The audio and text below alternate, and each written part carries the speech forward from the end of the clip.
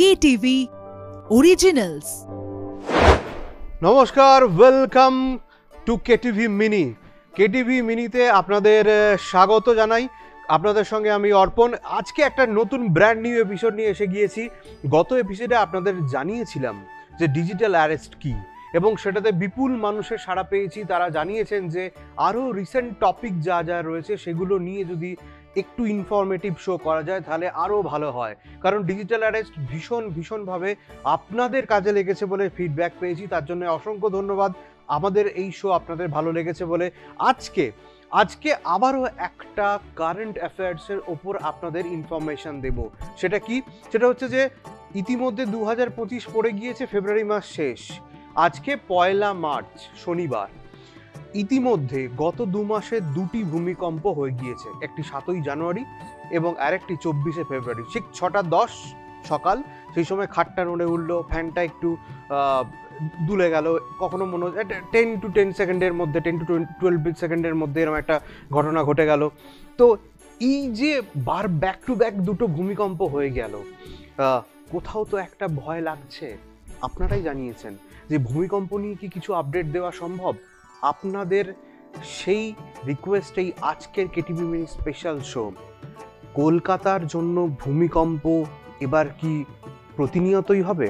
আপনাদের একটা আপডেট দিয়ে রাখি, কিছুটা আতঙ্কের হলেও সেটা কিন্তু বেশ ইনফরমেটিভ। সেটা হচ্ছে যে ঘূর্ণিঝড় যেভাবে কলকাতায় আছড়ে পড়ে ফি বছরে, সেভাবেই কিন্তু এবার ভূমিকম্প ফি বছরে হবে কলকাতাতে, এমনটাই জানিয়েছে জিওলজিক্যাল সার্ভে অফ ইন্ডিয়া। হ্যাঁ, একদমই জিএসআই এই তথ্যই দিয়েছে। সেই হাড়হিম করা তথ্যই আপনাদের সামনে তুলে ধরবো, আর এর জন্য কি কারণে দায়ী, কেন হচ্ছে, সমস্ত ইনফরমেশন আজকের এই শোতে আপনাদের জন্য, স্পেশালি কেটিভি মিনির দর্শকদের জন্য। একবার দেখে নিই গ্রাফিক্সে এক্স্যাক্টলি কি রয়েছে, কি কারণে হচ্ছে তার জন্য। জিওলজিক্যাল সার্ভে অফ ইন্ডিয়া কি জানিয়েছে, প্রথমে এইটা জানা ভীষণ রকমভাবে জরুরি। কেন জরুরি? কারণ ভূমিকম্প প্রতিনিয়ত হচ্ছে এবং ফি বছরে, যেটা বারবার বলছি, যেভাবে ঘূর্ণিঝড় কলকাতায় আছড়ে পড়ে, ভূমিকম্পর সঙ্গে কিন্তু আমরা অভ্যস্ত হয়ে যাব। ভীষণ একটা বড় কথা। কি বলছে দেখে নিন। জিগসব পাজলের মতো কিছু প্লেটের ওপর রয়েছে শহর কলকাতা। প্রতিনিয়ত তা নড়াচড়া করছে, যার জেরে ঘন ঘন ভূমিকম্প হচ্ছে বলে জানানো হয়েছে জিওলজিক্যাল সার্ভে অফ ইন্ডিয়ার পক্ষ থেকে, অর্থাৎ জিএসআই এর পক্ষ থেকে। এখানেই শেষ নয়, পরের স্লাইডে কি আছে দেখে নেবো। এই ভূমিকম্প কমবে না, একদমই না। আপনারা যে ভয়টা পাচ্ছেন যে কেন এরম হচ্ছে, তার এক্স্যাক্ট রিপোর্টটা আপনাদের দিচ্ছি। এই ভূমিকম্প কিন্তু কমবে না, বরং শহর কলকাতা সিসমিক জোনে পড়ার কারণে নিয়মিত ভূমিকম্পের সাক্ষী হবে বলে সতর্ক করেছে জিএসআই। এবং ফি বছর ঘূর্ণিঝড়ের মতো ক্রমশ গা সওয়া হবে এমন ভূমিকম্প। ভয়ঙ্কর তথ্য এক কথা। যেটা আপনাদের প্রথমে বলছিলাম যে ঘূর্ণিঝড় যেভাবে আছড়ে পড়ছে, সেভাবেই কিন্তু ভূমিকম্পের সঙ্গে আমাদের অভ্যস্ত হয়ে যেতে হবে। এই টপিকের ওপর আর কি আছে, কেন ভূমিকম্প হবে। ডিরেক্টর জেনারেলের সঙ্গে কথা হয়েছিল। ডিরেক্টর জেনারেল অতীশ শাহ কি জানিয়েছেন আলাদা আলাদা ব্লক বা পাতের উপরে রয়েছে শহর কলকাতা। পাতগুলি মুখোমুখি ধাক্কা লাগলে তা হয় কনভার্জেন্স, একে অপরের থেকে দূরে সরে গেলে হয় ডাইভার্জেন্স। এটা একদম বিজ্ঞানের জিনিস। কিন্তু আরো একটু বিস্তারিত যদি জানা যায়, তখন দেখা যাচ্ছে যে এই প্লেটগুলির নড়াচড়া প্রতিনিয়ত হয়েই চলেছে।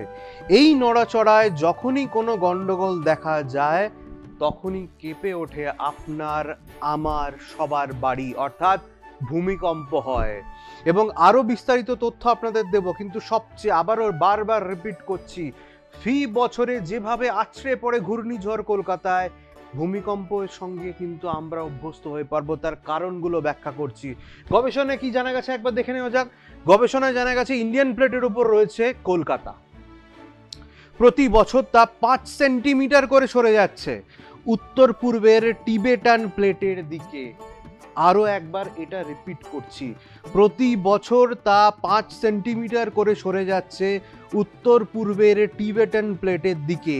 2 প্লেটে ধাক্কা লাগছে একটু করে।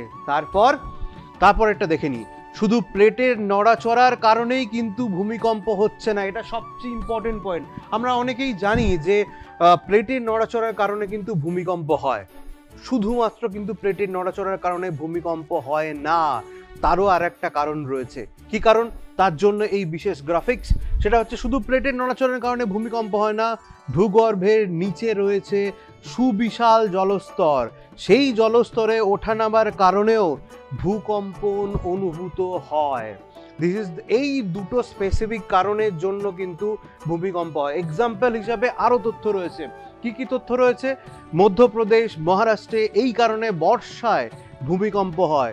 বর্ষায় বৃষ্টির জল মাটি পাথরের মধ্য দিয়ে ভিতরে ঢোকে। আর একবার রিপিট করছি এই সেন্টেন্সটা। মধ্যপ্রদেশে, মহারাষ্ট্রে এই কারণে বর্ষায় ভূমিকম্প হয়।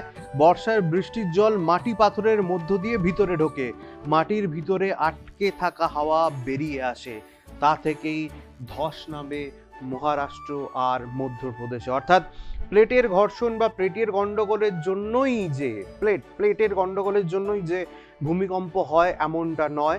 অবশ্যই সেটা তো ইম্পর্টেন্ট একটা কারণ, তার সঙ্গে কিন্তু জলজ কারণের জন্য হয়ে থাকে। আর একটা শেষ ইনফরমেশন আপনাদের দিই, তারপরে গুরুত্বপূর্ণ বিষয়টা জানাবো। সেটা হচ্ছে মধ্যপ্রদেশ, মহারাষ্ট্রে এই কারণে বর্ষায় ভূমিকম্প হয়। বর্ষার বৃষ্টির জল মাটি পাথরের মধ্য দিয়ে ভিতরে ঢোকে, মাটির ভিতরে আটকে থাকা হাওয়া বেরিয়ে আসে, তা থেকেই ধস নামে। অর্থাৎ এটি আর একবারও আপনাদের সামনে জানিয়ে রাখলাম যে কি কি কারণে ভূমিকম্প হয়। তবে তবে তবে তিনবার তবে বলার একটাই কারণ, যেভাবে বেআইনিভাবে বহুতল নির্মাণ হচ্ছে তার কারণে কিন্তু, নিয়ম না মানার জন্য কিন্তু এই ভূমিকম্প অনেকাংশেই হয়ে যাচ্ছে। এটা কিন্তু খুব গুরুত্বপূর্ণ একটা তথ্য। বেআইনি নির্মাণ কিন্তু না আটকালে আরো ভয়াবহ আকার ধারণ করতে পারে বা ভয়াবহ ঘটনার সম্মুখীন হতে পারে ভবিষ্যতে। তাই আমাদের কিন্তু সেই দিকটা খেয়াল রাখতে হবে। আর এই যে ইনফরমেশনটা আপনাদের দিলাম যে ভূমিকম্প 2 মাসের মধ্যে দুবার হয়ে গিয়েছে, একটি 7ই জানুয়ারি এবং একটি 24শে ফেব্রুয়ারি। ফি বছরের সঙ্গে আমরা কিন্তু প্রায় অভ্যস্ত হয়ে যাব। কি কি কারণে কি কি বলল সব দিক থেকে জিএসআই কিন্তু সতর্কবাণী দিয়েছে। এটা কিন্তু আমাদের মাথায় রাখতে হবে, সব দিক খেয়াল রাখতে হবে। তার জন্য যা যা প্রিকশন দরকার সেগুলো কিন্তু নিতে হবে। আর ডিজিটাল অ্যারেস্টের পর ভূমিকম্প নিয়ে ইনফরমেশন আপনাদের কেমন লাগলো অবশ্যই জানাবেন। আর ভূমিকম্প নিয়ে আজকে শো এখানেই শেষ করছি। আরও যদি ইনফরমেশন লাগে, আরও ইনফরমেটিভ শো যদি আপনারা চান, অবশ্যই কিন্তু কমেন্ট করতে ভুলবেন না। আজকে এখানেই শেষ করছি। খুব ভালো থাকুন, সুস্থ থাকুন। আর কেটিভি মিনির দর্শকদের জন্য স্পেশালি বলবো, আনন্দে থাকুন। সামনেই হোলি আসছে, আরও আনন্দ করতে হবে। আজকে এখানেই শেষ করছি।